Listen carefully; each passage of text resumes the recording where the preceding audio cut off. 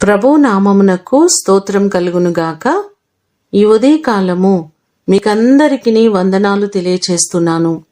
ఈ దినము మిమ్ములను బలపరచు దేవుని మాట. నీ దేవుడైన యెహోవా నీ మధ్య ఉన్నాడు. జెఫన్యా గ్రంథము 3వ అధ్యాయము 17వ వచనం. మన దేవుడు మన మధ్య ఉన్నారు. మనతో పాటు ఆయన ఉన్నారు.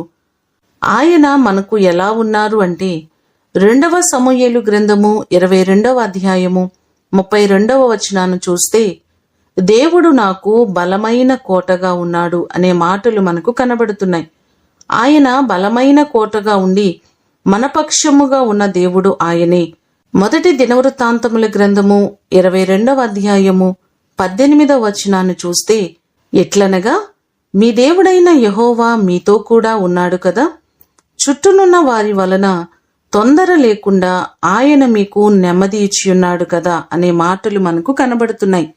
ఆయన మన పక్షముగా ఉన్నారు కాబట్టి మన చుట్టుపక్కల ప్రాంతాలలో దేవుడు మనకు నెమ్మదికరమైన పరిస్థితులను అనుగ్రహించారు.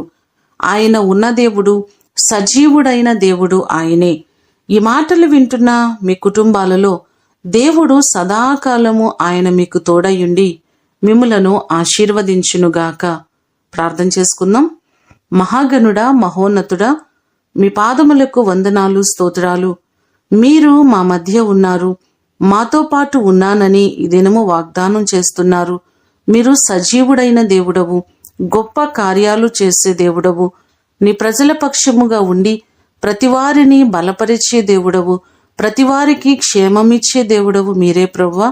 నీ కృపచేత మా ప్రియులెల్లరినీ జ్ఞాపకం చేసుకొని ప్రతివారికి మీరు తోడుగా ఉండండి.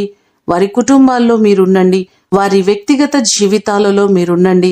మీ సన్నిధి, నీ ప్రసన్నత ఈ దినమంతా ప్రతివారికి మీరు కలుగ చేయమని యేసు అతి ఘనమైన నామమున అడిగి వేడుకొని పొందియున్నాము తండ్రి. ఆమేన్. దేవుడు మిమ్ములను దీవించునుగాక.